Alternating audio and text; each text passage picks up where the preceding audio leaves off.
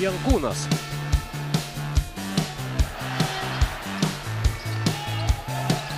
Kągi, prasideda rungtynės, pirmasis kėlinys.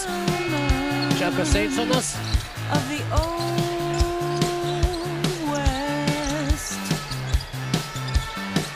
Eitsonas iš toli, taikliai. Čakas Eitsonas. Dėjai taškai. Viktoras Kačiulis. Perdavimas Mindaugui Lukauskui ir dėjimas Mindaugas Lukauskis. Mindaugas Lukauskis vėl po krepšiu ir antrasis dėjimas iš eilės. Lukauskis tampa rezultatyviausiu krepšiu. Čakas Eitsonas vėl dairosi komandos draugų ir suranda vėl Mindaugą Lukauską. 3 iš 3 tokiu pat efektingu dėjimu. Čia Marijonas Petravičius pakartoja. Gintaras Krapikas, tiek Rimas Kurtinaitis, aišku, negali visiškai atsipalaiduoti šiose rungtynėse ir 54-52 minutė 55 sekundės ir įspūdingas Čako Eitsono dėjimas palei galinę liniją skrieja komandos krepšininkas ir dar viena reklaminė pauzė, likus žaisti mažiau nei porą, jis viską padaro tiksliai. Štai dabar Čakas Eitsonas ir jo dėjimas netrukdė dabar akivaizdžiai Šiaulių komandos bendraklubui Stefanui Hanovui. Virginijus Praškevičius, Čakas Eitsonas, dar vienas dėjimas. 9-ąjį tašką pelno Čakas Eitsonas, krepšininko titulą.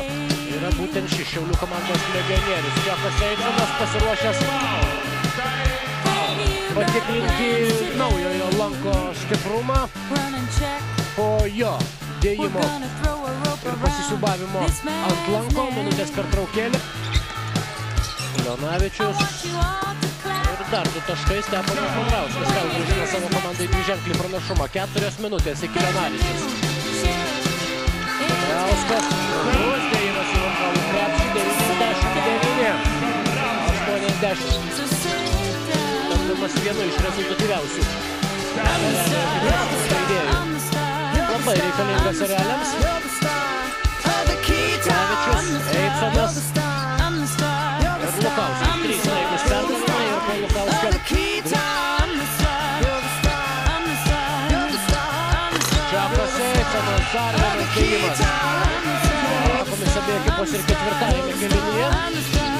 Akivaizdu, jog pergalė ne pats svarbiausias rezultatas ir Čakas Eitsonas dabar dėjimo jaunystės ir patirties rungtynėse iškovoja Čako Eitsono vedini Vilkų rinktinės krepšininkai.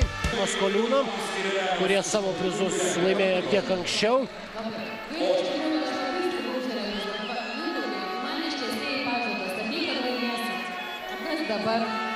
Gerai, Aušra dabar... Ir Vilkai, aišku, dar gali džiaugtis ir pergalę prieš Erelių ekipą, tačiau visi turbūt sutiksite, šiandien rezultatas nebuvo svarbiausias. Svarbiausia buvo gražus krepšinis. Be gynybos, kaip ir būna visą laiką tokiose rungtynėse, tačiau svarbiausia, jog bent jau čia susirinkę